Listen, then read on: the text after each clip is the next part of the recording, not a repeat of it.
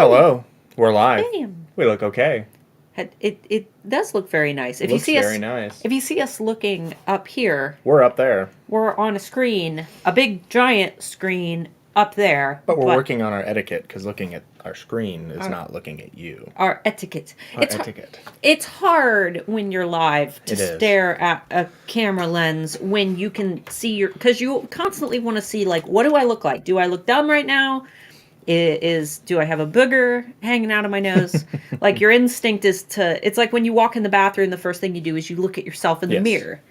Have you ever, I've often asked him this question, but have you ever, like, this is for all the ladies who sit down when they pee, but have you ever sat down on a toilet and there's a mirror across from you and you just, like, you stare at yourself the whole time? Like, why do I look like that? Is that what I look like? Is that really what I look like? Me? For those joining us for the first time, I'm Mark. I'm Starla. Oh, I am CEO of Hilton Hotels, and she is current patent holder of the common garden gnome. Yes. And we are actually the CEOs of YouTube as well. We are. We are also the CEOs of YouTube. I'm also the majority shareholder of Hertz Rent-A-Car, and yeah. Happy Friday, guys. Most of you know that I'm not feeling top notch today.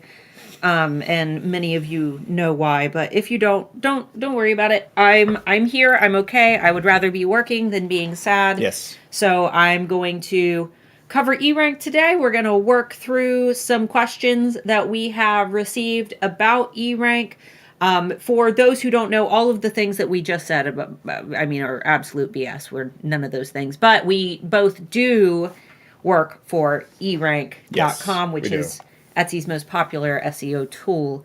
And we don't get paid to recommend it, though. The alphas are a separate entity from eRank, but because it is my favorite Etsy SEO tool, it is something that we do get a lot of questions about. I feel that we are the authorities on the tool when it comes to YouTube. Us and Pam Duthie. I think so. Yeah. Us and Pam Duthie are the only YouTubers who also work for eRank. So if you want, like, from the horse's mouth information, ask a horse. Ask a horse. We're probably good horses to ask. I'm not going to have all the answers for everything that you ask me because every once in a while you guys throw me curveballs. But I do have my phone with me, and I have Anthony Wolf, CEO of eRank, on standby in the event that I get a weird question that I don't know the answer to. I can just shoot him a message real quick. But for the most part, we've been working with eRank for like 4 years now. So we're pretty good on that.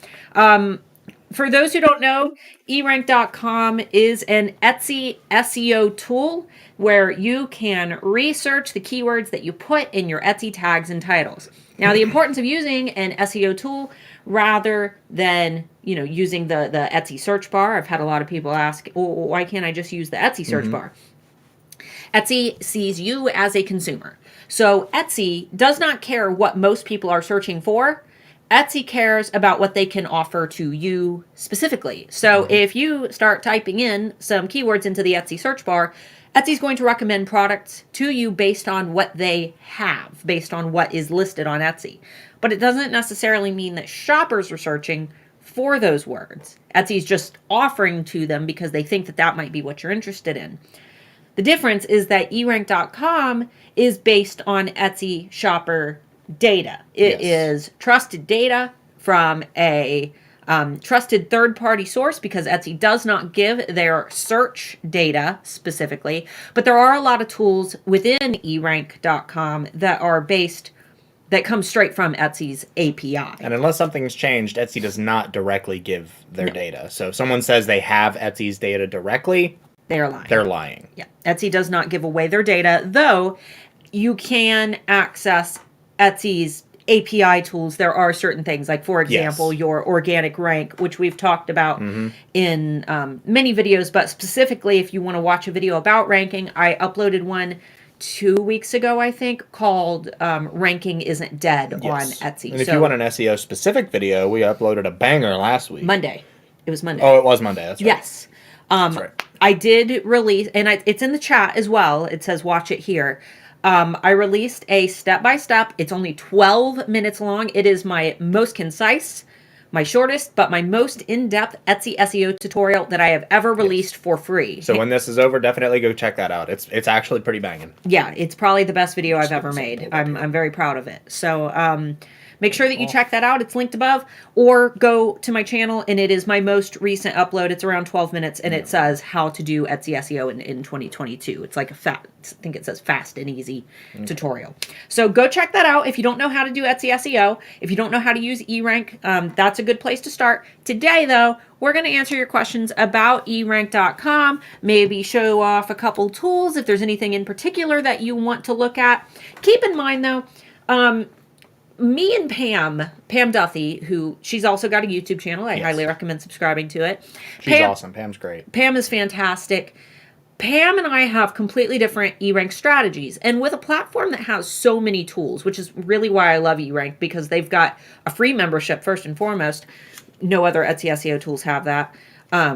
But there are also, when you do pay for the paid membership, you get more than Etsy SEO tools. You get, I mean, God, how many tools does eRank have now? I don't even know. There's so many tools. So you're not just getting Etsy or SEO tools. You're getting a lot of other tools as well to help you grow. You get, your listing audit. You get a spell checker. You get a delivery status report. You get competitor tracking. You get trend tools. There's so much that you get for that price when you do choose to pay. But again, there is a free membership, which I recommend everyone starting with that, because you don't know what you need until you've had time to experiment with it. And the free plan has plenty. So eRank is linked down below, by the way. If you definitely give it a shot. If you've never used an SEO tool and you need one for your Etsy shop, give it a shot. There's no obligation to pay for anything. Absolutely. So I guess we can go ahead and jump into it. Did we have any we haven't gotten any questions? No, just well wishes, no questions. Okay. So guys, feel free to get your Etsy SEO questions in, or if you have any questions about specific tools. A couple quick things that I wanted to acknowledge before we really get into it. There are a lot of tools on eRank that people think are inaccurate, when in reality they're just not using them correctly, or they just don't understand them. Exactly. We actually get a lot of people. I'll comment a little bit on this one. We get a lot of people that will cancel their account saying that the data is inaccurate, and a lot of the time it's just that you don't understand what it means. Data can't really be inaccurate. It's information that's taken from some third-party source, whether that's something like a plugin like Honey, or some other plugin that you have, or the browser specifically. Google, if you're using Chrome, there's a very good chance that they're cataloging certain things that you're doing, and they sell that data to providers who use that as a specialty to improve your online browsing experience. So this is information that's coming directly from people that are watching what shoppers and buyers and sellers are doing on Etsy, and they're taking that data specifically, and some cheaper providers will bundle all of their data for like Google and Amazon and Etsy and stuff like that. But most good Etsy providers like eRank, it's just eRank data unless you're specifically filtering for something else. So it can't be inaccurate. It is what people is searching for. It's not what everyone is searching for, because it's not every single person on the internet, every person on Etsy, because Etsy doesn't sell their data, but it is real Etsy shopper data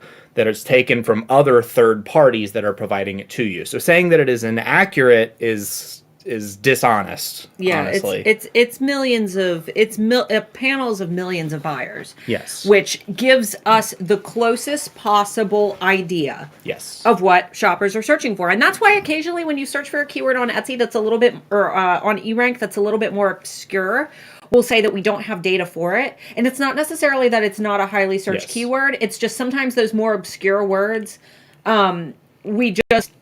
whatever data that our data provider has collected, they just didn't have a panel for that obscure thing. So if it's something that's super duper niche and very, very strange, there are chances. I make mermaid themed sconces. Yeah, wall sconces. Like, probably not something that people are searching for on a great deal, you know? So don't be upset if that kind of thing. And as far as like, we get questions on different providers, and we recommend eRank. While we don't know what our competitors specifically are buying, what data they're getting, obviously they can't tell us that. we do know how many people we have and how much income we probably make based on that versus our competitors and the amount of data we're able to buy with as opposed to what they're able to buy with the amount of customers that they have. So we do know that eRank most likely has the most data, and that's why we trust it. And Exactly. we are the biggest Etsy SEO platform, unless that's changed. Yep. I don't think it has. We And are it's the by a biggest. long shot now. Yeah. By a long shot. So unless there's an organization that has corporate backing behind them, there's probably not one that has the money to buy better or more data than what we have. Yeah. All right. Anyway. So we've got some questions. Two. One is not SEO. Yeah, and they both are. They are. What is the listing builder in keyword lists? So you want to go ahead and screen share so I can show them what keyword lists are first. Hey, look. Hey, It's us. It's a chat. It's the wrong screen that's being captured right now. Oh, no, it's not. Here we go. Oh, there we go. And then we need, yep, there it is. And And then blow that boop, up. blow it up. Make sure you're careful with when you search. Let me know when you're going to type in the search bar. I'm not going to. Okay. Okay, guys. So this is my eRank account. This is linked to the Alpha shop, which is the shop that Amber, Marie, and I run. You'll notice that a lot of things are in euros. That's because we base our Alpha shop. It's technically under Amber's name because I let her have the money for the shop. That way we're kind of paying off her very expensive trip to the States when she came to visit us in November. So, and keep in mind that this is a print-on-demand shop, which is why the inventory value, I've had people like, whoa, what is up with your-" Holy moly! Right, it's because it's print-on-demand. Yeah, we have infinite values. Yes. So keyword lists, guys. Basically, the keyword list tool is a way that you can keep track of the keywords that you use in your listing. So if I were to go into the keyword tool, and let's see, I'll do wool blanket. If I wanted to search for wool blanket. Let's zoom this in a little bit so they can better see what you're doing. There we go. Okay. If I did a search for wool blanket and maybe I have a wool blanket listed in my Etsy shop, but I want to keep track of, you know, the words that I've used in my tags and titles, I might say, oh, wool throw. I would like to use the word wool throw in my listing, but I want to keep track of it that way if searches drop off, which doesn't look like searches. Yeah, I wouldn't use that one. No, I wouldn't use this one here. A lot of competition, no searches. Fine, we'll find a better one. Picnic blanket. Not a lot of competition, average searches. Okay, great. This is a good one. Picnic blanket. So maybe I say I want to use picnic blanket in my listings because it looks like in April. Wow, this is a good keyword, guys. Yeah, it is a good keyword. In March, there's not a lot of searches. April, they shoot up. So everybody's going on picnics in April. That means that these searches are likely to shoot up. I want to use this in my listing. So I'm going to star it. And when you star it, it adds it to your keyword lists if you have an eRank Basic or Pro membership. If you are a free member, you unfortunately don't have access to keyword lists. So if you want to keep track of your keywords each month, you will have to type them in manually and search them. So I've added this to my list. If you would like to create a list, you just add new list and you name it. Right now, I'm adding this to a blanket list. This is the one that I used in my video on Monday. That's why it's full of items. So I've added that to my list. And now if you want to look at the words that are in your keyword list, you go back up to Tools. You click on your keyword lists right here. Takes you to all of your lists. You can color categorize them. This is just for your own reference. Maybe all of the ones that I currently am using in my shop, I put them as green. And then ones that I'm experimenting with, I'll mark with a red dot, whatever you want to do. So we click Pam on... said, have I messed up time zones? Nope, it was daylight savings. Yeah, daylight savings, which they're talking about making that go away in the US. They are. If you weren't aware yet, we'll come back to this, just for you Etsy sellers that are out there that have to deal with like different time zones and stuff like that. The US, I don't think they've signed it into effect yet, but we're actually thinking about getting rid of time zones just like they Daylight did. savings time, not time zones. Well, yeah, that's what I meant. Daylight savings time. Because there's significant scientific evidence to show that they're unnecessary, as if that didn't always exist. But anyway, back to it. Sorry. Okay, so now we are in our keyword list. These are all the terms that I had added into my keyword list. And this basically saves all of my searches. That way I can look back on it. And then every month when eRank gets new data. We update the data every single month. You can go in and see what the data looks like. So right now it's March. Obviously, March is not in our data because it is March right now, but we can go back and look at February. And we can look at last year and see when things started to spike. So with our, where was picnic blanket? Right there. There it is. So God, that's a good term. it is. So using our predictive analysis, we can see that usually in December and January and February and March, there aren't a lot of searches. So, But right around summertime. yep, we can predict that springtime people are going to be buying picnic blankets. So right now would be a great time to list them. But the question that we had received is, what is the listing builder? So basically, your listing builder, can you go ahead and, I need the screen, because I need this stuff over here. Yeah, no face. No, shrink the screen down. We're back. Boop. Thank you. So your listing builder is going to help you to build your tags and titles. So if you wanted to start creating your listing title based on some of the keywords that you have here, maybe just type in boho wool, boho wool throw picnic blanket. Okay, that's good. And then we can save it. And what this is going to allow you to do is work within one screen. So you can just kind of, if you're working here, you can take some of the terms, build your title. You click this to copy it. And then you can take it right over to Etsy and paste it into your Etsy title. That way you're not having to bounce from screen to screen and you can keep it all here. Your listing tags, if you wanted to, use it, which I personally don't. I don't use this because you don't need to repeat words in your tags. And it's easier for me to type out my keyword combinations for my tags by hand. But if you wanted to do it quickly, maybe you're, really busy, you could go through and add. So you click add and it'll toss in a tag, add, and then I can copy this, and then you can paste this directly into your tags, and it will paste all of these words into your tags. Now, the problem with this and why I don't use it is you don't need to repeat words in your tags. And here you see blanket, blanket, blanket, blanket. Blanket would be in my tags 4 times. Yep. So I personally don't use it, but you could literally turn that entire thing into one search term. Handmade, chunky knit, cozy boho throw blanket. Yep. And you would... Voila. You hit every one of your terms. And if you're confused about the difference between exact matching and broad matching and what terms need to be beside each other and what terms it's okay to have, separate in different orders, make sure that you watched the video that I posted on Monday. That video is going to help you a ton because that video covers the difference between broad matching, exact matching, and how your keywords play together and what keywords should stay together. So for example, if I wanted to rank for chunky knit blanket, I would want the terms chunky knit blanket to be together.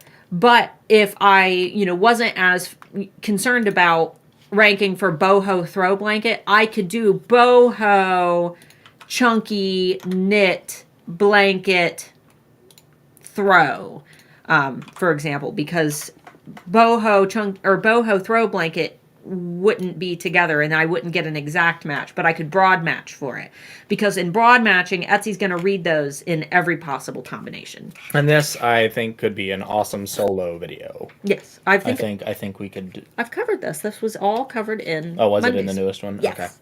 All right, what do we have next? I know that we've... Yes. We can that was a long... Jumping. But that's what the listing builder is in your keyword What I'm going to do, let me put this here. Let me put this like this. Let me drag this over here. Okay. And then I can have my questions and I don't got to keep moving this back and forth. Okay. It's Chris will be our next. Okay, Chris. I make personalized baby quilts and I only get about 20 views a day. How can I raise that? That's a very, very broad question. Because it could be any number of things. So first thing that I would start with is make sure that you're nailing down your SEO strategy. You want to make sure that people are actually searching for the keywords that you are putting into your tags and titles. eRank.com is obviously my suggestion on how to do that. if you haven't watched my video that I posted on Monday, my how to do Etsy SEO full training, it's linked down below. I would make sure that I'm watching that, getting yourself a good keyword strategy down first. But then you also need to make sure that the listing itself is appealing, because it doesn't matter if it's showing, on page 1, minus personalization, obviously. It doesn't matter if it's showing to a bunch of shoppers. It doesn't matter if it's ranking high.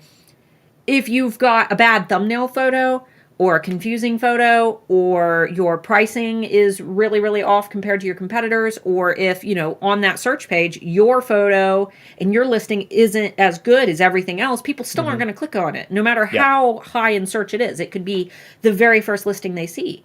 But if it doesn't compare to everything else that they're seeing on the page, it's not going to do as well, and you're not going to get as high views. So start with your SEO, and then make sure that everything else about your listing is also doing well. And if you do have some listings that are ranking well, you need to take lessons from what you've done in those listings and see if you can apply them to the listings that you aren't seeing those results for.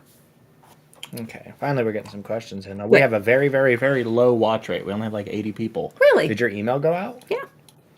It's crazy. Okay. It's because our SEO video was so good. I think people assumed we weren't going to stream today. Probably. Because I said that we were going to take a break. Yeah, that's probably what it is. How to analyze the spotted on Etsy. I have 6 listings now on there. What should I do with this information? Does that mean I should not touch those listings tags? No. So spotted on Etsy just means that for the keywords that you have told eRank that you want to be known for, that you are being found in the top 500 listings for that search. Is that right, Pam? 500? Deb? 500? The first 500 listings for that search. But if you have told eRank that you want to monitor the term floop-de-doop-de-dee-dah, and you're being found with, spotted on Etsy for the term floop-de-doop-de-dee-dah, it doesn't mean that that listing is going to be successful, because likely no one is searching for floop-de-doop-de-dee-dah. So it doesn't really matter that you are being spotted on Etsy for it. It doesn't matter if you check your rank and you see that you're ranking high for it, because if no one's searching that term, it doesn't matter, because you're not going to see any results from it. So I wouldn't necessarily say that you should use that as a gauge for what your success level is for your listing. Ultimately, your biggest gauge of success is whether or not that listing is being found in search, which you should be able to see from, things like if you're getting like a lot of favorites, that's one metric you can use. You can use the changes tracker tool in eRank. I can show you guys how to turn that on if you're interested, if you're a basic or pro member. I think you can actually track one listing if you're a free member. And just the views, the favorites, the sales of that listing should be, increasing. You should be seeing some traffic to that listing. If you're not seeing traffic to that listing, and you're still seeing that you're being spotted on Etsy, it likely means that you're being, spotted by eRank, that you're being found in those first 500 searches. I think it's 500. I think it's 500 too. But it's not a term that people are searching for. So you need to really buckle down on your keyword strategy and look at the keywords that you have in your tags and titles. And especially if it's a term that you're being found or in the spotted on Etsy for, you want to make sure that you're taking that search term that you're being found for in spotted on Etsy and put it into the keyword tool and make sure that people are actually searching for it. Because like I said, you could be spotted on Etsy for something that sounds like a good term, but maybe people just aren't searching for that exact combination of words, and you could tweak it and make it a little bit better and use some words that people are actually searching for. So okay, I get about 30 to 40 visits a day before Facebook changed their algorithm last year. Adverts could increase that, but Etsy ads have stopped working too. What's the deal? Think outside the box. Or what to do? Think outside the box. Visits before Facebook changed their algorithm last year. Adverts could increase. But what do you mean by Facebook changing their algorithm? What did they change? I don't remember any drastic changes really happening last year. Okay, so let's not let's not blame. Okay, so let's not blame Facebook first. First of all, if because every year platforms are going to change, so you have to be ready to adapt. Every day Yeah. platform, especially a platform like Facebook. Yes. It's a multi-billion-dollar organization. Yeah, you got to be ready to adapt fast to everything. You have to be keeping an eye on, and we're always here to share the news anytime there's a big change that you need to take note of. On Fridays, we make sure that we're always here. That way, if there's a change, you guys know to act on it. But you got to be ready to pivot if you're not seeing results from one platform to another. And one of the biggest things that we have been sharing since January is Instagram Reels. Facebook is not a good place to focus your advertising efforts. If you've already got an audience there, you're likely going to be able to maintain that audience. But growing on Facebook, unless you've gone viral and a lot of people are sharing, like what just happened to Amber Marie, she went to Crufts. She is doing a Ukrainian charity where she is doing sketches of dogs holding Ukrainian flags. And, she's bringing exposure to a Ukrainian charity. And that's making people share her work, and then people are finding her page, and that's helping her to go more viral. But for most of us, that's not what we're going to see. So it's harder to actually gain new audience members and new followers on Facebook. But it's kind of been like that for more than a year. It's been like that for a while.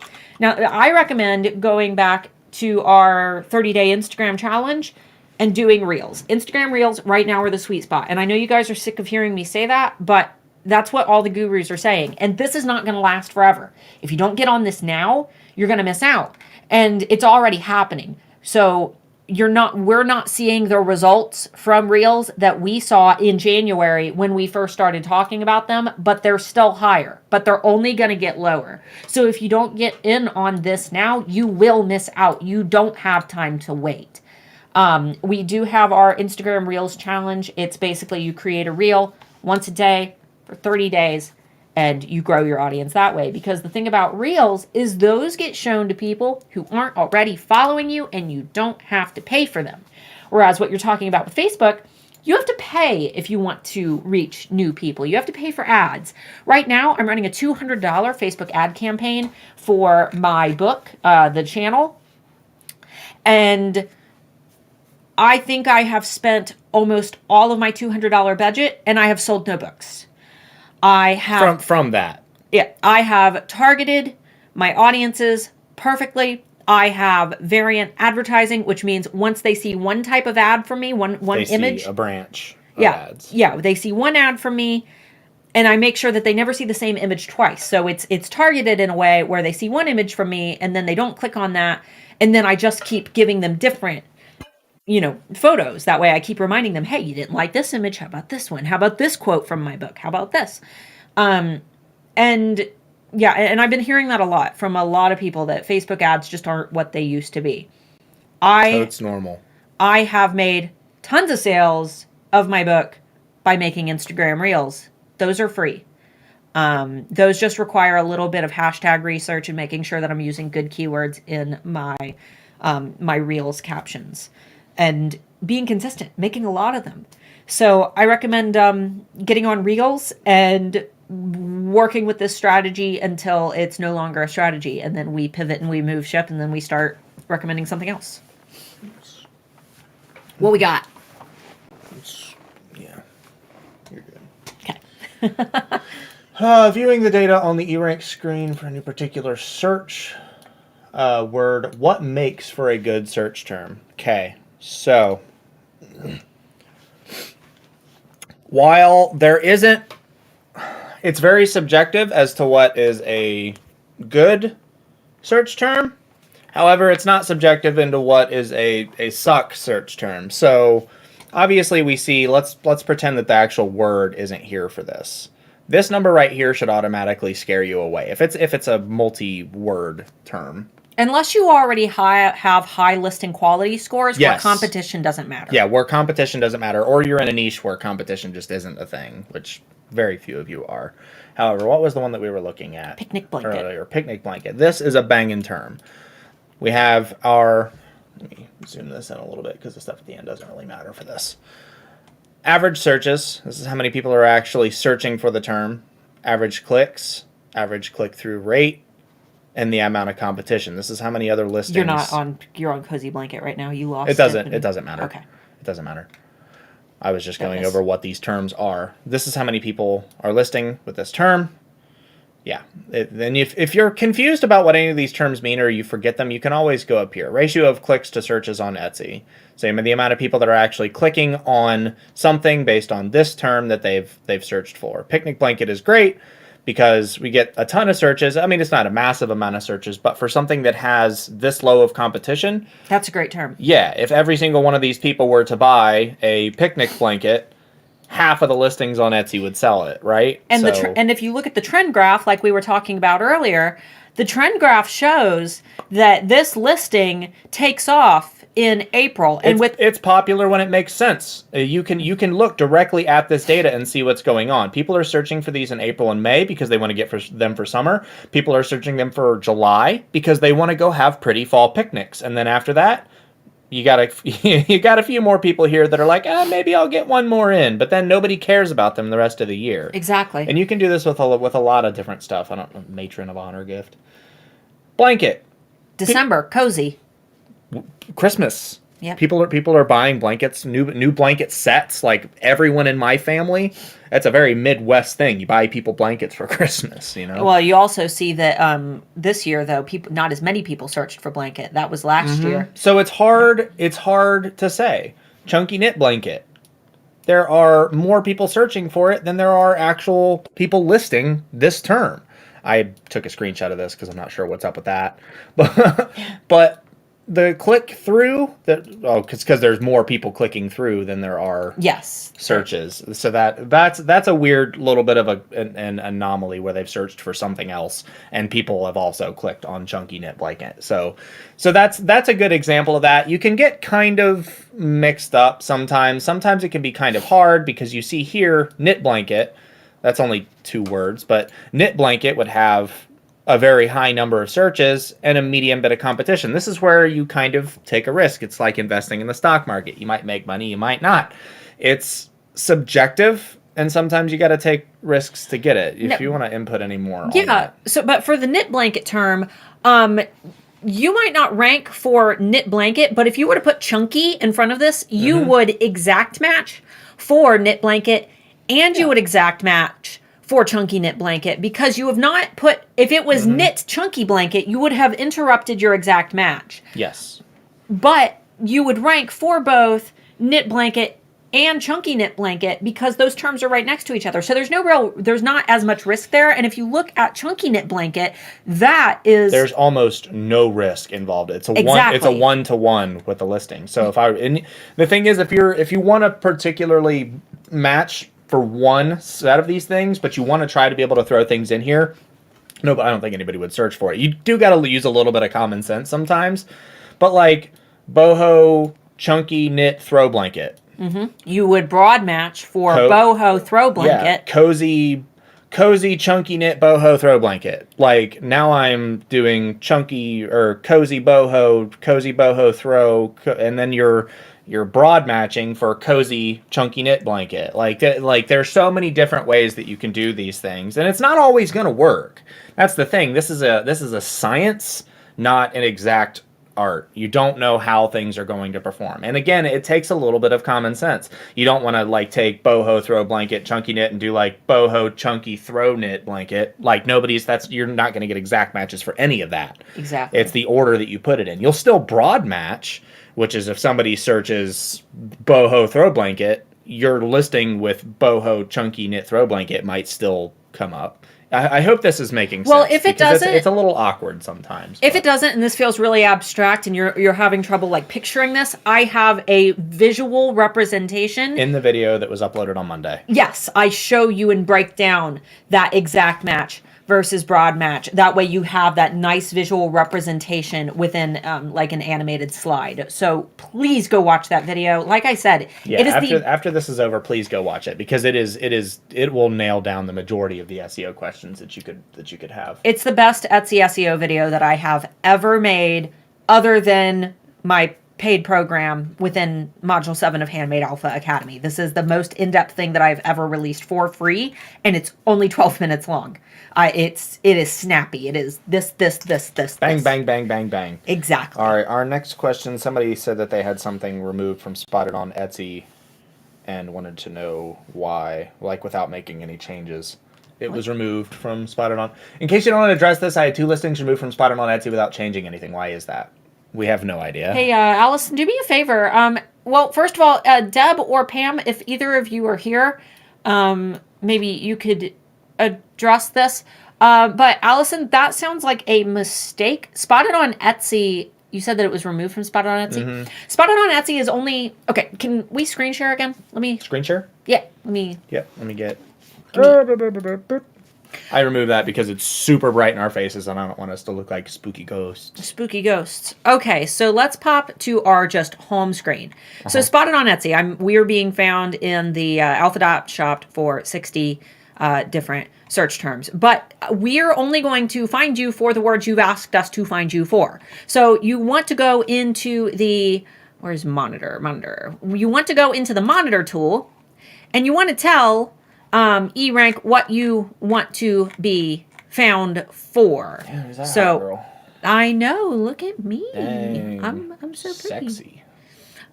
So we want to edit our keywords from the monitor tool. So we're going to go ahead and click edit keywords. And these are the terms. Can you put Amber Marie into the list? These are the terms that we would like to monitor. So if you're not putting these terms in here, you're not going to be spotted on Etsy because we don't know what you want to be known for. So you need to go into the monitor tool and enter your superstar keywords you want to be known for, into the monitor tool. And now we are telling eRank that we want to know if we're being found for Amber Marie. So we will go ahead and boop. Save. Click save. Will that update immediately? No. I didn't think so. Probably 24 hours. Yes. So, and then we need to let it sit. I'm sorry, 48 hours. 48 hours. So we need to let this sit, and then, within 48 hours, we can come back and we can see if we're being found on Etsy for Amber Marie. So if a word has magically been removed from your monitor tool, I would recommend reaching out to eRank support by clicking the feedback button. This is going to go directly to Pam Duthie, Debbie, and Irina, which are our eRank angels. You're just going to be talking to one of them, so you're likely already familiar with them if you've been around the eRank crew for long enough, and they'll help you out. But for the most part, it's likely that term has just been deleted from your monitor tool, and you need to go and re-enter it. Yes. So. Smack to our faces. Minimize that. And then I think she addressed... Yesterday I had 3 of my listings ranking for the keyword clean burning. Today only one of them is there. Okay. Okay. Yeah. How do I update inaccurate shop data for my shop when it comes up in search? What do you mean inaccurate shop data? Yeah. Elaborate, please. Yeah, elaborate a little bit because I don't know what that means. I have clicked a bunch to monitor changes and have now changed 2 listings. Can you explain how this works again? I've clicked a bunch to monitor changes and I've now changed 2 listings. Do you mean, the track changes tool? Okay, let's go ahead and screen share again. Let's screen share it again. We can just leave screen share. Nah, it's fine. Okay, so let's say that you've decided to edit your... Scroll down on here. There we go. Let's say that you've decided to edit your keywords. You have decided that you found a listing in your listings that, you're not happy with. It's not getting any traffic at all.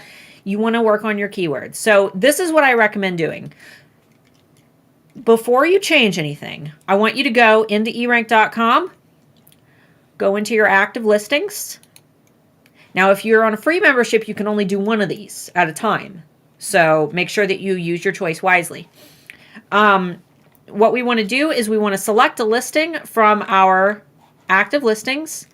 So I'm trying to think of a good one. I'm trying to find one from like the Bean Collection or something. Bean Collection. The Bean Collection. Do you have to pay for eRank? You can get a free account to initially check out some of the tools, and then if you would like to, there are 2 payment plans. The lower payment plan is what I would recommend starting out with if you do want to pay for the tools. It is $5.99 per month. $5.99 a month, yes, and if you're in the U.S., it's a tax write-off. It's a deductible. And the real only difference between the lower plan and the higher plan are the amount of searches and things that you can do within the tools. So you do not get more tools getting the more expensive plan. Okay, and other than if you've got if it's free plan, yeah, free to the first paid, there is a difference. Yes, and if you want to break that down, there's a eRank link down below. Click on that link, and then there's going to be a button that says Start Free. Click that; it's going to take you to our plans page, and then you can compare. All right, so we're going to say that we want to edit the keywords in our Friday Bean. Feel free to buy this, guys. These are for sale. But we want to link to the Etsy And that shop. money doesn't go to us. It goes to 𝔸𝕚𝕚𝕒𝕟. And it funds her wonderful trips over here. Yes. So we'll say that we decided to change some of the keywords in our Friday Bean blanket. Before we make these changes, we want to click Track Changes. Oops. Oh. Too many listings. Stop tracking. Guys. There we go. Okay. We're going to track our changes.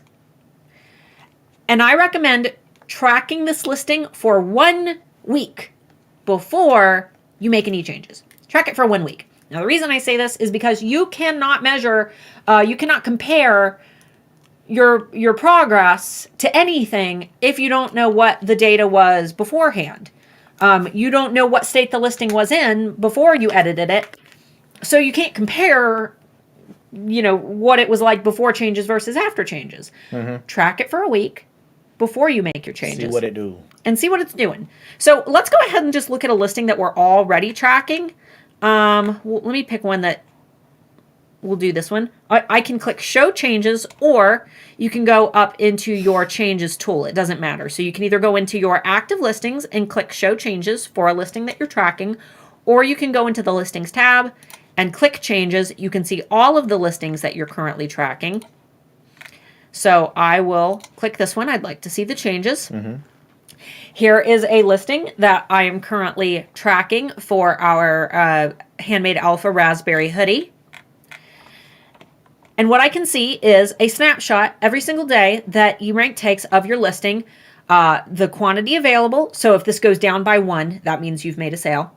The total views that that listing has received, and the favorites that that listing has. So we can see that on this day, this listing received 1 view. If we scroll up a little bit more, we see on this day, it received another view. On this day, it received 2 views, and so on. So if you've got a listing that you've, had in your shop and you're thinking about editing it, track it for a week. And if you see that nothing has changed for like a week, you're safe to go ahead and go in and make some edits to that listing. And then after you make the changes to that listing, you'll be able to see exactly what changes you made. So eRank will highlight the changes to your tag, the changes to your title. That way, if you make a change that ends up hurting your listing, you know what the change was and you can go in and switch it back. But it's also going to... What did I do? Exactly. And it's also going to show you exactly where you made the change and how the views and favorites and sales resulted the following day. So if on this day, the 11th of March, we got a, 1 more view, maybe it's because we decided to change some keywords on the 10th of March. If we see that on the 10th, we made changes, and then on the 11th, it resulted in a view, we know that, okay, maybe that change helped us a little bit. And it will help you to know which of the changes that you've made have had a positive impact on your shop. So I hope that explains it. Me too. Do you offer one-on-one help? No. I do not. I have a paid program that will be opening on June 14th called the Handmade Alpha Academy. We have over 800 amazing students. The enrollment window is only 10 days, though, because we want to make sure that we have the time to focus on our students. It is not one-on-one. It is a recorded 9-module training program that would cover every single thing that I could ever do one-on-one with you and more. Yes. And what you do gain access to is my email address if you have questions, private live streams in our private Facebook community for the program, and access to that community where you're masterminding with over 800 other students who have been on the exact same path that you would then be on. So if that's interesting to you, scroll down in the description below. There's a waiting list link that you can sign up for to be notified when it opens. Signing up for that doesn't obligate you to buy, but it does ensure that you actually get notified, and you get a huge discount when doors open on June 14th. We're also one of the few course people that doesn't use exploitative marketing schemes and try to make you submit homework to get your refund. We have 30-day refund policy. We honor that no matter what, no questions asked. So yeah, there's we don't do the things that other course creators do that are the big icky. suck. We don't do that. And if we ever do, feel free to call us out on it, call because us out on it. Because we did take one of the courses that most course creators take, and we used to do a lot of the things that those sketchy course creators would do, and morally we didn't like it. Yeah, it was one of those things where they're like, "Oh, you got to do this to be successful." Yeah, you gotta do pre-recorded live streams before you launch, and then answer fake questions, and make sure the chat doesn't show, because then people will know that it's not really live. And it's the big suck. And if you get to the end of it, if you get to the end of the course and you've implemented everything and we can take a look at your shop and it doesn't seem to be working for you, we do offer help with it. We want the course to work for you. Yeah. We've had one person out of 800 some odd ever contact us for that kind of help. I've heard from others that you need to have over 100 active listings in order to rank. Is this even true? No. If your SEO is good? That's also a coach that is the big suck. Don't listen to someone that tells you something like that, because that is just brute force is all you're doing. You're trying to force your listings in because you have. That doesn't mean you rank more or rank better. You just have a bigger set.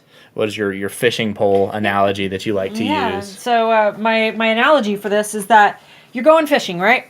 And every single fishing pole that you have is a listing, okay? So fishing pole is your listing.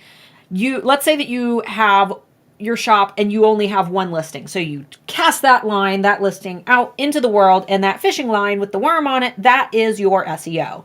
You've got one listing out in the world, one fishing line in the water, one opportunity to catch a fish. That's one listing. If you have 100 listings in your shop, you have 100 fishing poles out in the water with 100 lines and 100 worms in the water. It's rules of probability.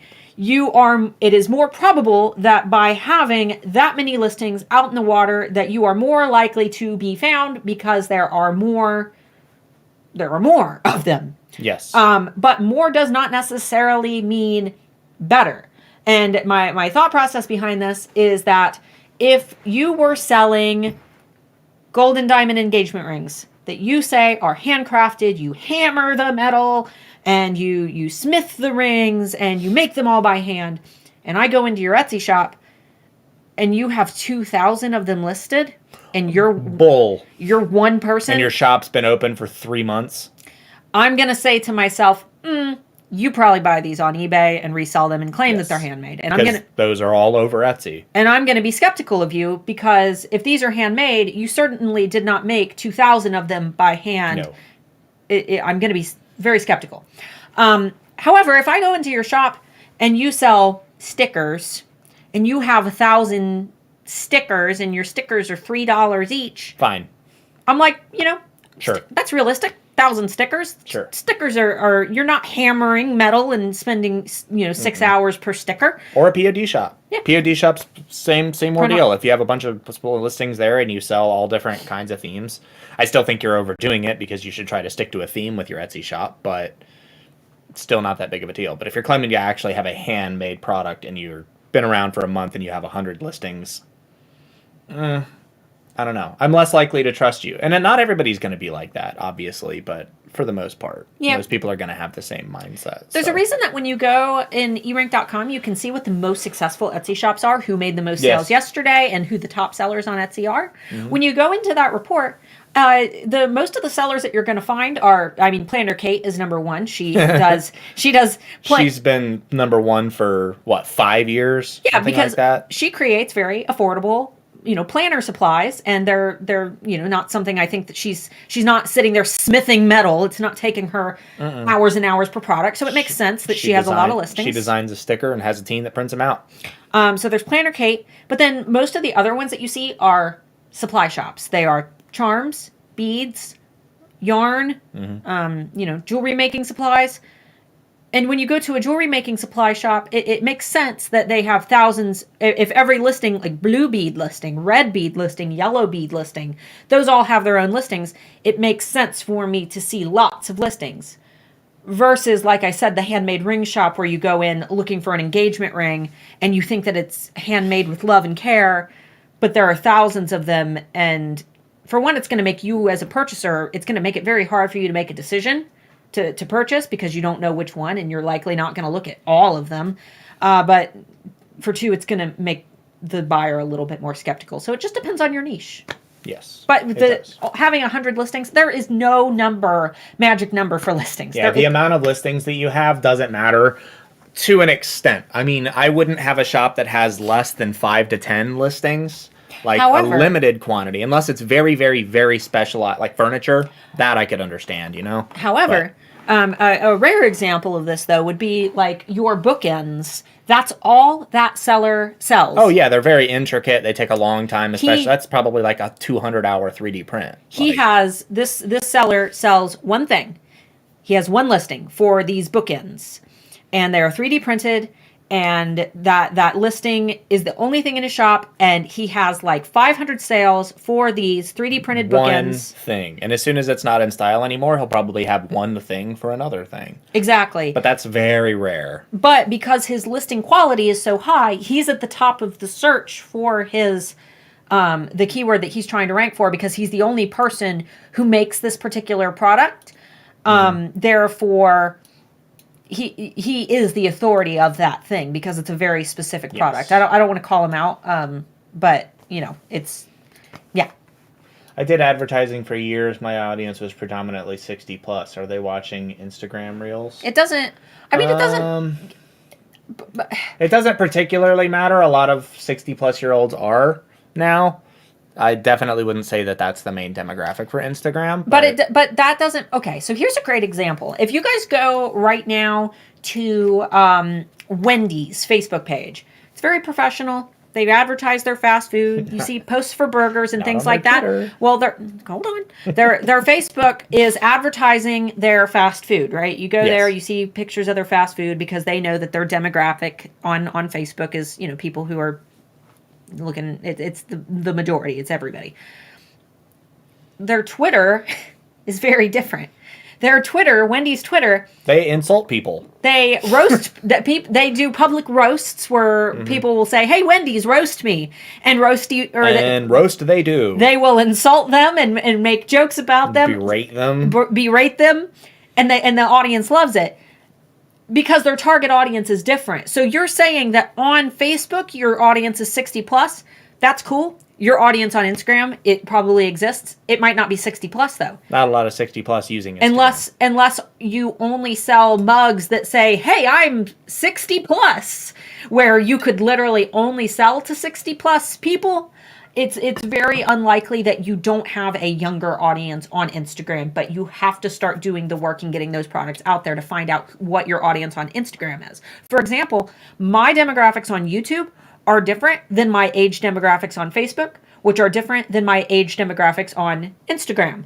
On Instagram, my audience is 35 to 65. Here on YouTube, it is 25 to 60. To 60. Actually, we don't have there's 3 people under the age of 25 that watch this channel. Our main demographic, I want to say, is 35 to 55 or 45 to 55. Yeah.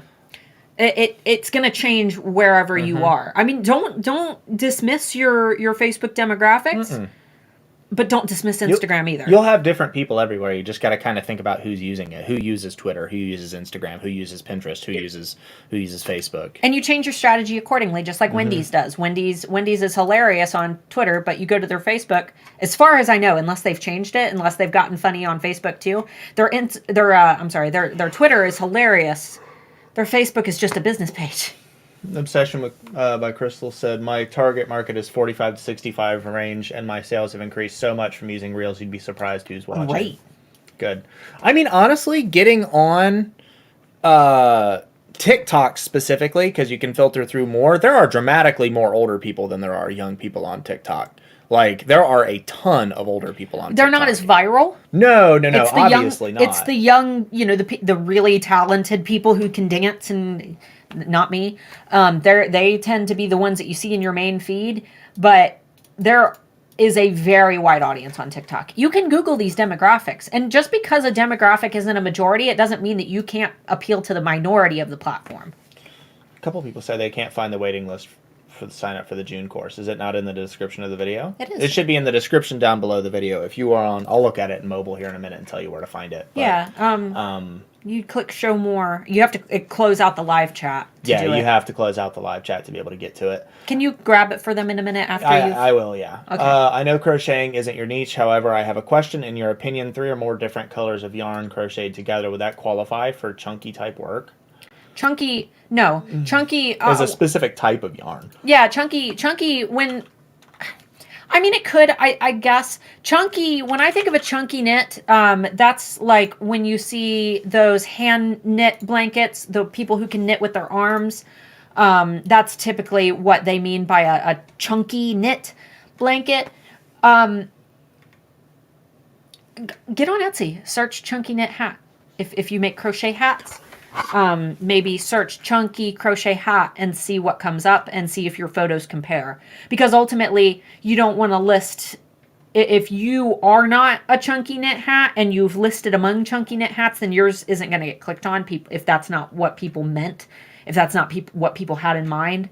So you probably wouldn't get much traffic from that anyway. So you just want to make sure that you're listing correctly within your category, because if not, people are going to ignore that listing, and then that could actually, decrease your rank if nobody's actually engaging with your listing in search because you've miscategorized it. I actually don't think you have your link here. I'm not seeing it. It's not here. You're right. You missed it. Okay, give me a minute. I'll get it up. Let me read the next comment. Go to handmadealphaacademy.com. It's right on the it's right on the homepage, and then click. I'll read the next question before I do that. Yeah, click on the wolf logo.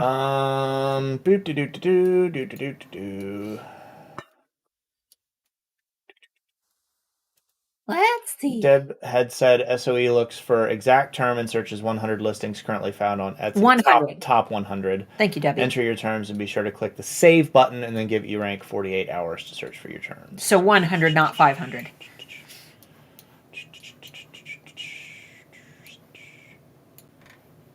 Where's the link for that workshop again? I'm getting it. How much is your course? I'm interested. It is $1,000 if you are on our email list. If you are not, it will be $2,000. Yeah, so if you're on the waiting list, you get a $1,000 discount. It's technically $1,997 for those who just find us on Google, because there's weird people who find us on Google. But if you've been following us for a long time, if you're, you hang out with our live streams, we give you our community member discount, which is $997.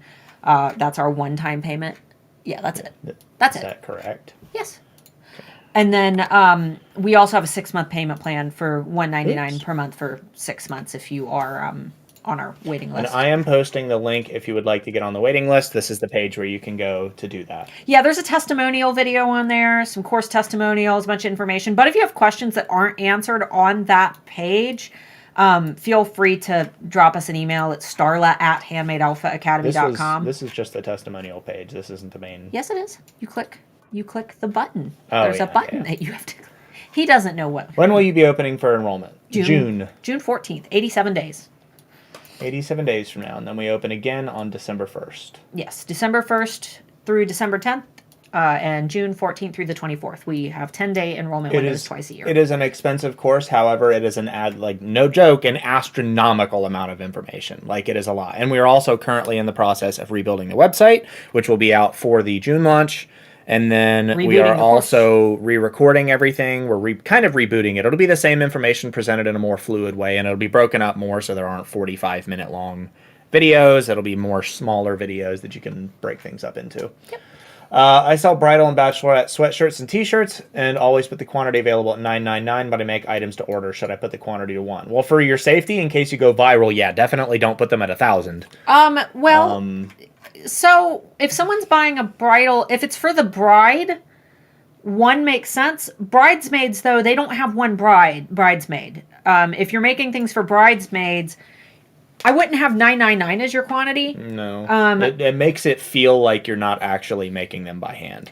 I would reduce it to a more realistic number, a more achievable number. I would find out what is the average number of bridesmaids, and then double it. I would put like 15, maybe. Yeah, what she said with finding out like what the average is and then double the number. But I would say maybe like 15, and then in the description, just put, if you need more, please contact me for bulk orders, you know? Mm-hmm. And that'll help you. That way, if for any reason like you get featured on BuzzFeed and you get 999 orders. Yeah, you get like, especially if it's like summer season, people are looking for their stuff for their fall weddings, and all of a sudden you get published on NBC and everyone and their brother likes that particular design, and you get like 1,000 orders. You're going to be in big. It's probably going to make it where you get shut down because you're not going to be able to keep up unless you're print on demand. Unless you're POD, but if you're making bridesmaids dresses, I doubt you're POD because I don't know of any that'll do that. Sweatshirts, bachelorette sweatshirts. Oh, yeah. Anything for. Just go by the average number. If you're doing anything for bridesmaids, do the average number of bridesmaids at an event.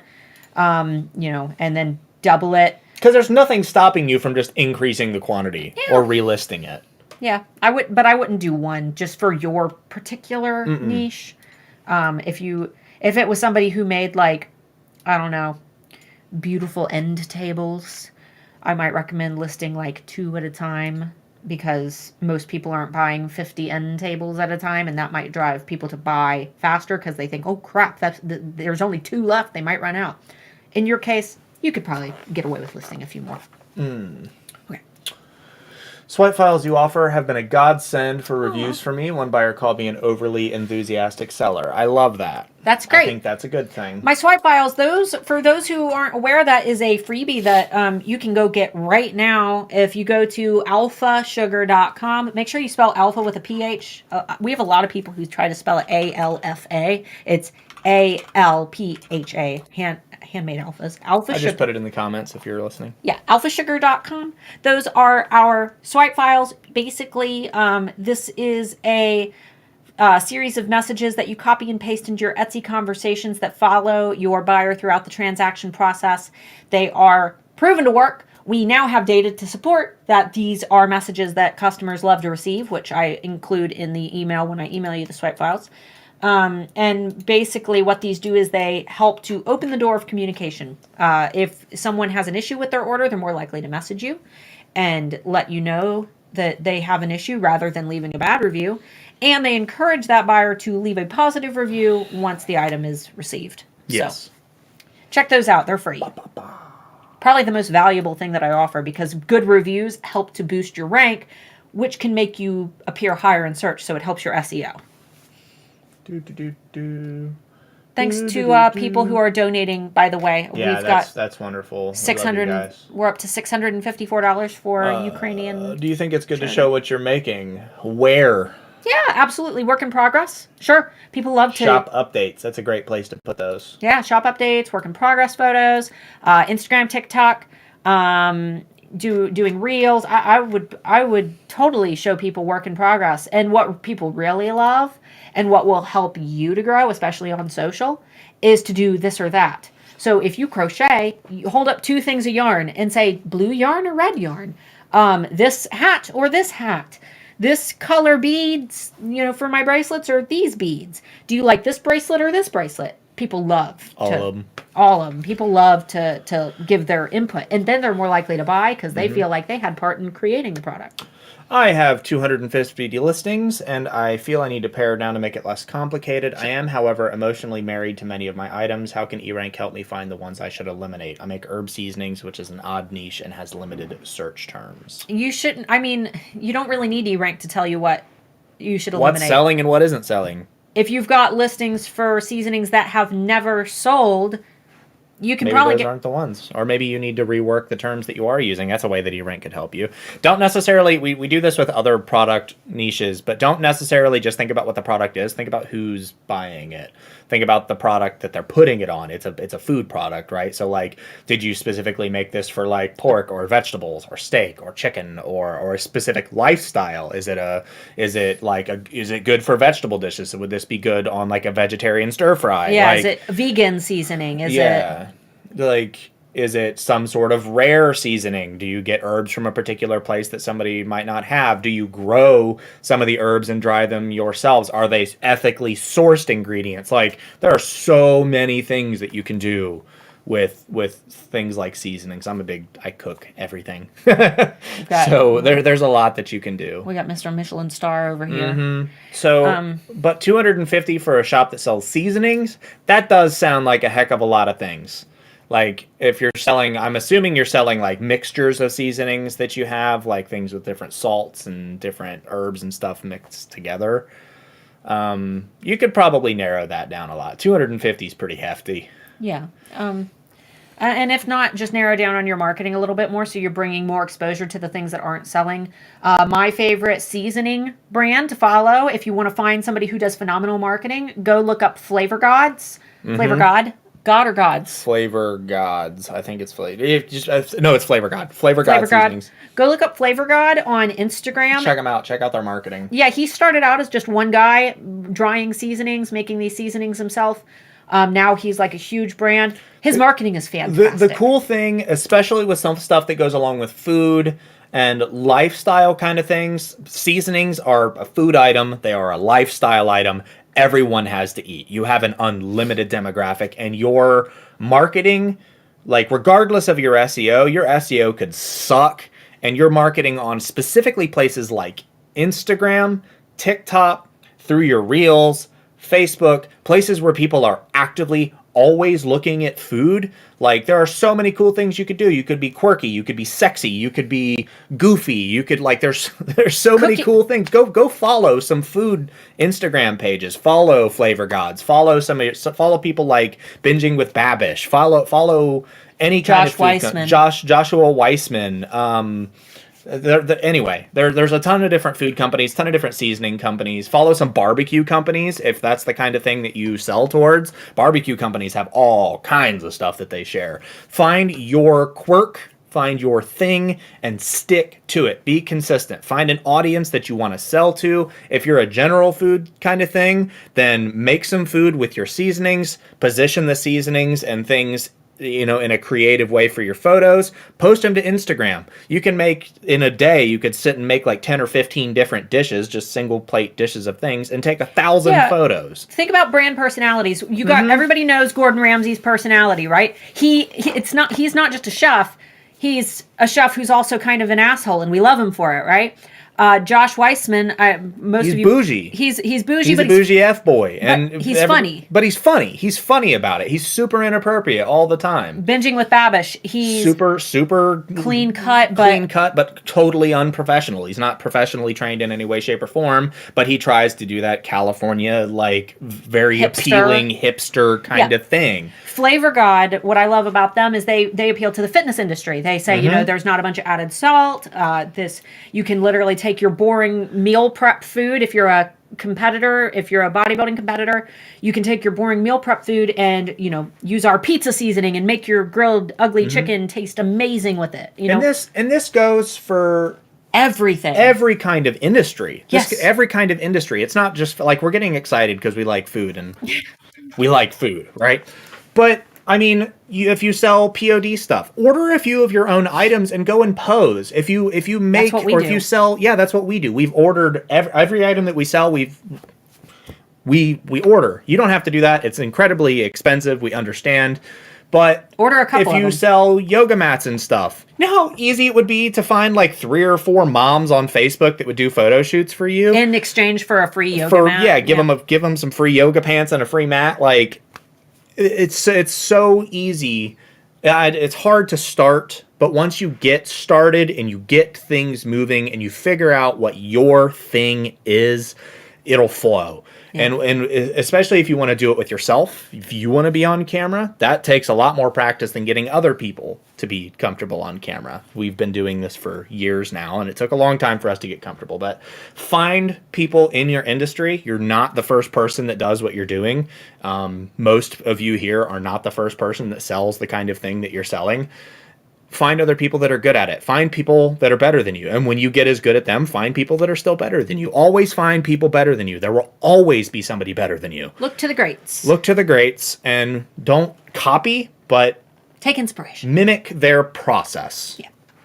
That's what we're doing with our nice camera. Yes. Crappy Crafter commented on it. Yeah. So our things, the camera that we're using, she commented, it's the same one that Jacksepticeye, Markiplier, and PewDiePie all use. We doubled down. We took the YouTube the money that we had, and we're investing it and making it look better. We want you guys to be comfortable looking at us. But it's the same thing. We're mimicking people that are better than us. And you know who the #1 viewed people on YouTube are gamers. So we're replicating what they do. We're replicating some of the highest subscribed people on YouTube, and it shows for it. If you take this video, or particularly the video that she uploaded on Monday, put it side to side with one of Jacksepticeye's most recent videos, his lighting is better. The video quality is exactly the same. We look exactly the same. Anyway. Yep. You as you grow, you invest, and then you grow some more, and then you invest a little more, and then you grow, and then you invest a little more, and you get better and better and better. And then maybe you get to a point where you have to hire somebody. Planner Kate, you think she gets, she gets thousands of sales a month. There's no way she's doing that by herself. Sure not. She has a team of people, right? Eventually it might get to a point where some of you, it's not going to be all of you. That's the unfortunate thing about entrepreneurship. But some of you are going to get to a point where you're going to have to expand. You're going to have to buy better cameras. You're going to have to buy a microphone and start live streaming what you do. You have to... Amber's live streaming right now. Yeah, she's 3 hours of it. You've got to do stuff. Amber's been streaming herself folding cards today. You know, just keeping her audience happy. And I'm glad Crappy Crafter has seen it. You commented last week that we look good, and then I said something, and then you disappeared. So I'm assuming that you're still here this time. We love you. But yes. We miss you. Sorry about the long rant about inspiration. We'll try to blast through. It is 1:11. I want to try to be done by 1:30. So let's lightning round the rest of these questions, and then we can go have some lunch. And we love you guys. For those of you that were talking about the waiting list and the link not being there, just for your information, I did post it in the comments section. It's not too far up. But you can also go to handmadealphaacademy.com. All of our freebies are on that page. But there's like a little thing that says like join the Handmade Alpha Academy, and there's our wolf logo in one of our little square modules. Just click that and it'll take you right to the waiting list. I have been selling on Etsy for a couple of years and I do get sales, but I don't know if the market is there for guinea pigs. I see people on Facebook selling better than I do on Etsy. Let me start by saying I love guinea pigs. I used to breed guinea pigs, and then I magically became allergic to them. Deathly allergic, like will die. Overnight. Overnight. It was an overnight develop allergy. So for those who don't know, you can develop an allergy to anything at any time for no reason whatsoever, and you can have no allergy one day and wake up with it, and I didn't know that. So yeah, I love piggies. There's totally a demographic. In fact, guinea pigs, I actually watched, because I'm still big on all the like cavi pages. Cavies are one of the most popular North American pets in the world. Obviously, cats and dogs are #1. I believe that guinea pigs, rabbits, hamsters fall right under that. So there's absolutely a demographic. Pull up eRank.com. Let's do a search for guinea pigs. I don't want to. Let's do it. Let's see what. What do we get? Screen share. What am I? Oh well, let's wait until I. No, you're fine. No, it's my thing. Anyway. It's not. See, it's. How do you spell guinea pig? GUINEA space pig. All right. Screen share. Boop. Okay.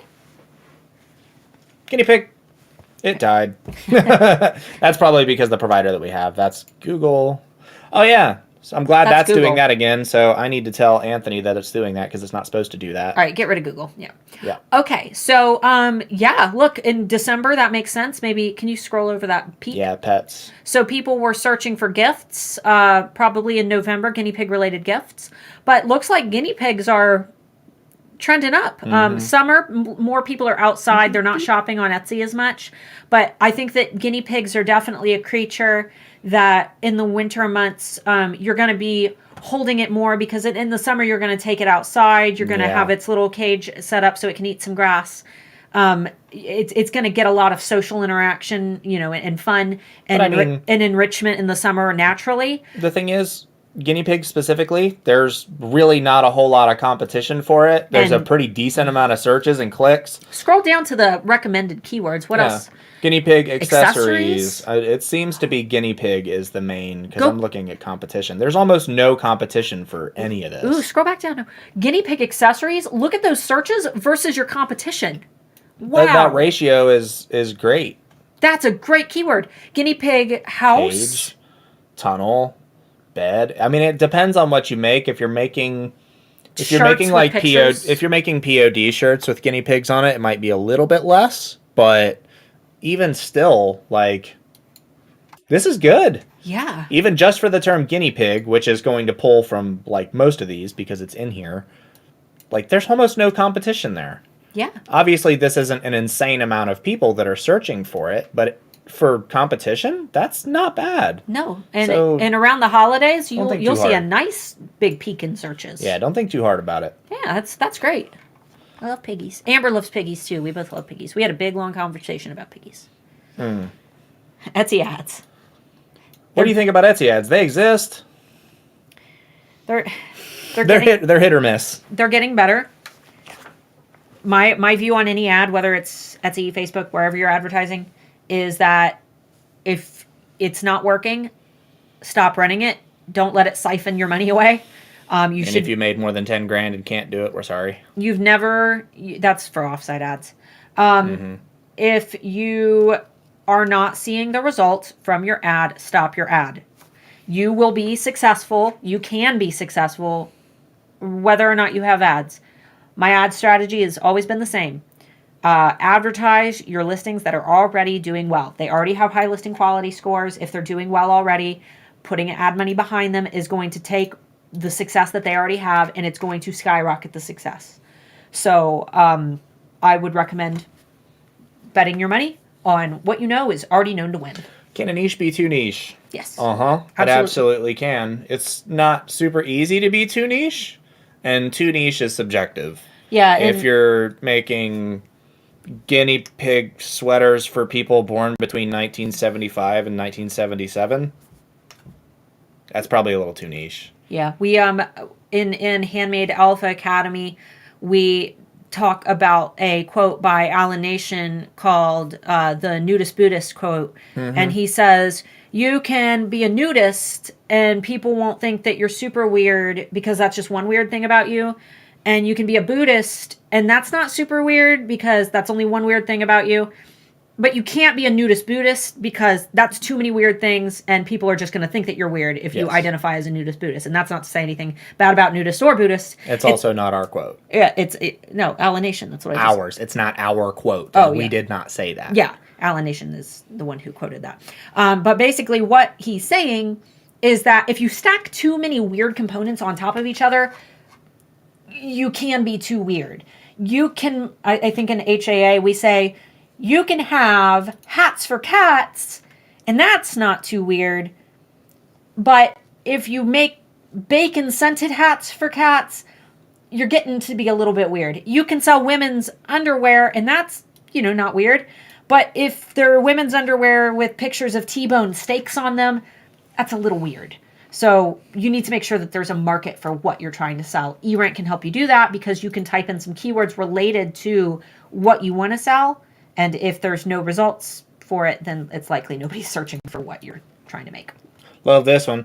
About half of the people on a Facebook group I belong to say not to send thank you emails for orders and reviews because they find it annoying as buyers themselves. Feeling on this matter. Okay, for one, don't send your customers emails ever unless they request you to. If you're saying specifically messages on Etsy, we did a video probably 2 months ago now, month and a half ago, on data that we have from Etsy buyers, specifically Etsy buyers. This was not done on eRank. This was done on Etsy anonymously, that asked them if they cared about certain things. And receiving messages after the order, after it's been delivered, all of those different things, the overwhelming majority of people said they wanted it. There were even a lot of them I didn't think people would want a message after the fact, not just when it was delivered, but checking up like a week later And something like 80%, I can't remember what the exact number is. I think it was like 30 and 30. 30 and 30. 30 said very important, 30 said somewhat important. So roughly 60% said that it was still important that they get a message a week after to make sure that the problem. So if anybody says that people don't want to be messaged, then there's two things here that stand out to me. Yeah. Rob, you're a man, I'm assuming. A majority of Etsy shoppers are women. Let's talk scientifically here. A majority of Etsy shoppers are women. Yes, the main demographic, the majority. Exactly. In most cases, I'm going to guess here, and feel free to interrupt me if anybody doesn't agree. I think that most men are likely going to say that it's not as important to them as maybe a woman would, because men kind of, they want what they want and they're happy when they get it, and they don't need you to constantly bug them about it. Women think that it's so sweet. That's so sweet that they reached out. So we need to consider that first and foremost. Is that the group that you're in, is it mostly men who are responding? If so, you're getting biased answers. Either way, they're wrong. Like, we have actual statistical, scientific data. So either way, they're wrong. Well, he's speaking, you're talking about a Facebook group you're in. Is this probably 50-50? Is this a Facebook group of Etsy sellers? Because what I've noticed is that when I give this information, when I present this information to people, most sellers say, "Oh, that's annoying. I would never do that because I wouldn't want that." Yeah, but you're a seller. You think differently because you are an Etsy seller. The panel that we took was not of Etsy sellers. Mostly women. It was mostly female, which is the majority of shoppers on Etsy. He said mostly women. Okay. Were they sellers, though? And I believe that they also find it annoying as buyers themselves. Okay. So yes, it's most likely Etsy sellers. Either way, what I'm trying to say is no matter what they say, we have statistical scientific data proving that they're wrong. So either way, it doesn't matter. Wrong. That's their opinion. Don't use it as your guiding light. Use the swipe files, test it yourself, see the results yourself. If you don't like the results, then stop. But prove me wrong is what I'm basically saying. Etsy recommends it. Yes. Etsy recommends it. Yeah.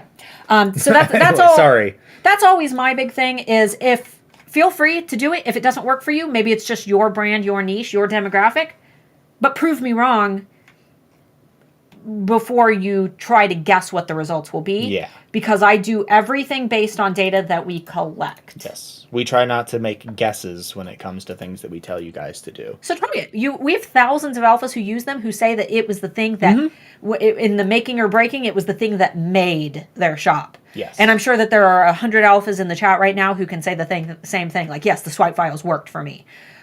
Feel free to comment if they worked for you. And on the worst case scenario, they won't do anything. Yeah. They're not going to get you bad reviews. Yeah. The worst thing that could happen is they don't reply. We're going to throw hands after this. We're both spicy today. Yeah, we're both spicy. How did we get on your email list? I am subscribed to your YouTube page. You can sign up for any of my freebies or go to the waiting list for handmadealphaacademy.com. If you're on my email list, though, you'll also get the invite. If you sign up for the freebies at alphasugar.com, that's my swipe files that we were just discussing, that'll put you on my list. If you join the Handmade Alpha Academy waiting list, which we've put in the chat, but you can also go to handmadealphaacademy.com and sign up for it there.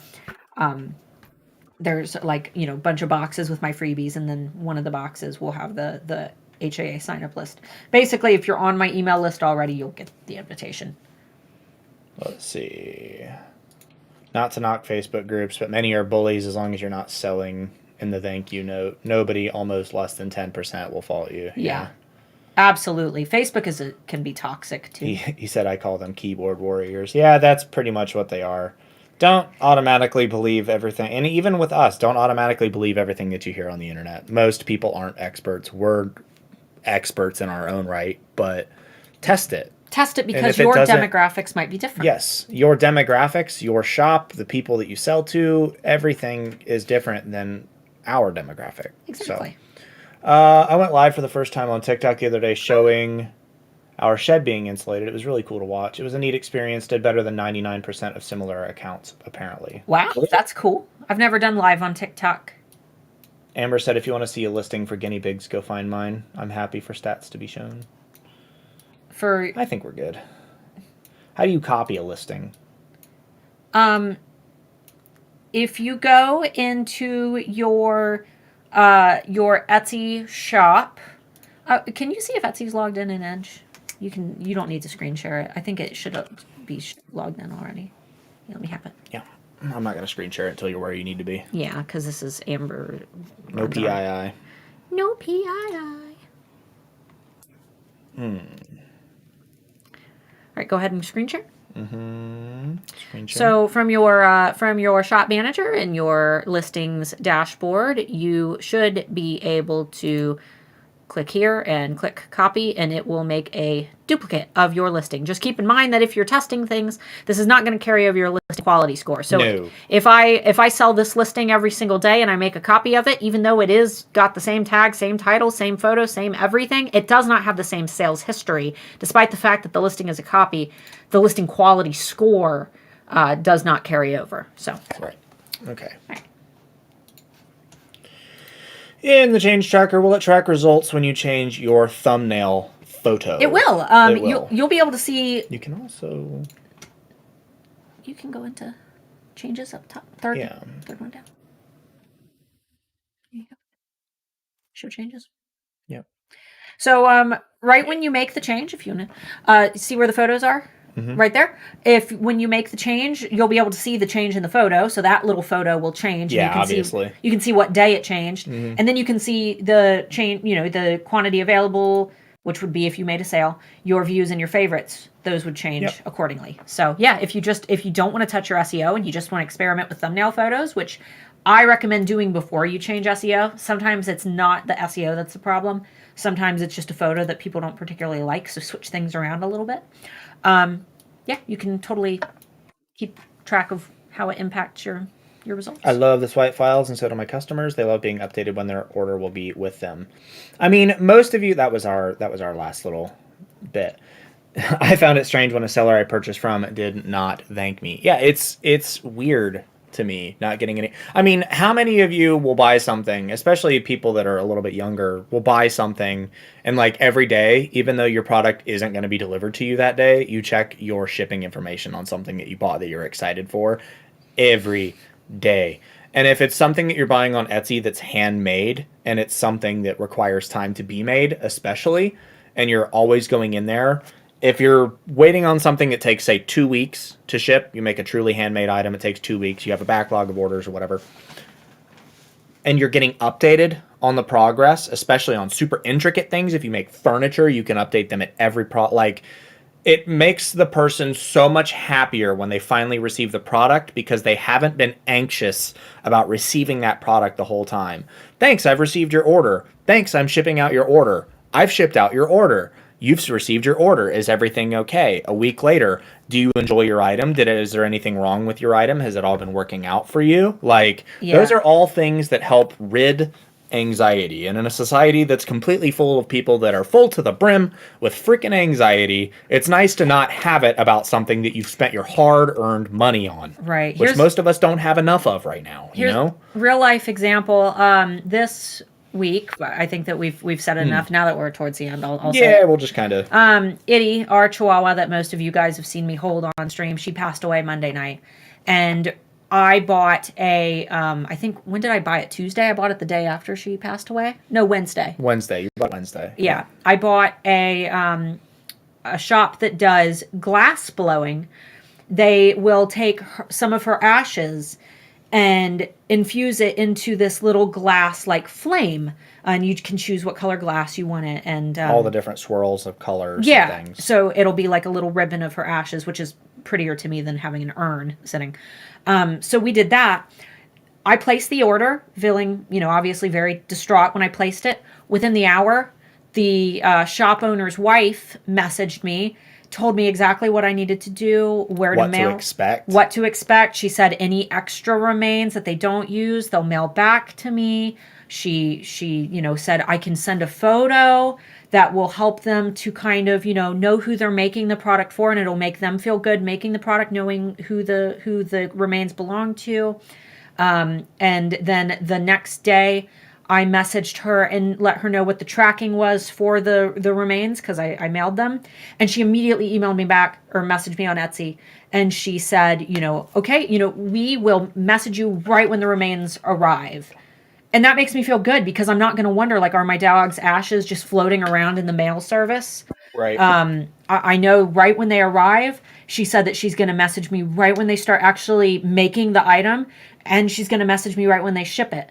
So I feel so good knowing that I've sent something very personal to her, and she's going to keep me updated every step of the way. And, not all of you, most of you are selling, jewelry and furniture and things that aren't as heart-wrenching. But when someone gives money for something, especially a lot of money, they worked for that. They worked for that money, and that's scary to know that their item could arrive broken, or that it might not arrive at all, or maybe it'll take months to get to them. And the more sensitive it is to spend money, like especially right now, people are nervous to spend their money. Yeah. Gas is expensive, and living is expensive, and houses are expensive. People are going to be more picky and more tense about the money that they spend, when the money that they spend could be going into something they have to have and not something that they want. So especially in times like right now, those kind of things could be the difference between a 1-star and a 5-star review, even if the product is great. So it's not, we don't sell these. It's a free thing. You can sign up for them down below. You'll receive them. You can cater them to match your voice, to match your brand, to match your style. If they're too poppy for you, I know a lot of people over in the UK think they're a little bit too energetic. Dumb them down. Do whatever you got to do. Use mine as a template. Use it. Yeah, it's basically a template that you can use. Yep. And if you don't want to receive our emails after the fact, you can always click unsubscribe or email us, and we'll take you off the list. We don't do anything weird. We don't spam you. No, we're not. A lot. We know, and I know I say a lot of other coaches, but a lot of other coaches do spam. They email you every 6 times a day. Yeah, multiple times a day, every day, and we don't like that. So, but we're 1:30 on the dot. That was awesome. If you haven't yet, make sure you subscribe. Click the subscribe button down below. If you're listening on mobile and you want to get notified every time we upload a video and go live, click the bell icon, and it'll send you a little notification that we're going live or that we've uploaded a video. Hit the thumbs up button if you liked it. It really does help us. And watch my video that I posted Monday. That was the night Eddie passed away that we recorded that video. Like that was a weird night. So it's like that was like the good thing that came out of the night, is we like recreated a video that everybody was really able to learn from. Yes, and it is probably one of our best SEO videos. It is my best so SEO go check it out. It's only 12 minutes long. If you have a time, it's not going anywhere. There'll be a live stream of this or a repeat of this if you need to go back and watch anything we said here. In this video, we are trying to get more videos out. Be patient with us. We did just have a pet pass away. It's very hard for us, so we're trying to get back into. Thankfully, we had recorded that before that happened. Yeah. So, thanks for watching, and I guess we'll see you guys next week. Yeah. We'll try to get a video out this week too at some point.